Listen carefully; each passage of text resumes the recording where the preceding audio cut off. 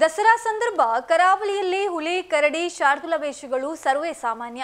ಇಂತಹ ಶಾರ್ದೂಲ ವೇಷಧಾರಿಗಳ ತಂಡವೊಂದು ಮನೆಯೊಂದರ ಶ್ವಾನದ ಬೊಗಳುವಿಕೆಗೆ ದಿಕ್ಕಾಪಾಲಾಗಿ ಓಡಿದ ವಿಡಿಯೋವೊಂದು ವೈರಲ್ ಆಗಿದೆ. ಬ್ಯಾಂಡ್ ಬಡಿಯುತ್ತಾ ಬಂದ ಶಾರ್ದೂಲ ವೇಷಧಾರಿಗಳ ತಂಡ ಮನೆಯೊಂದರ ಗೇಟ್ ಹೊಕ್ಕು ಇನ್ನೇನು ಅಂಗಳಕ್ಕೆ ಕಾಲಿಡಬೇಕು ಅಷ್ಟರಲ್ಲಿ ಮನೆಯ ಶ್ವಾನ ಜೋರಾಗಿ ಬೊಗಳಲಾರಂಭಿಸಿದೆ.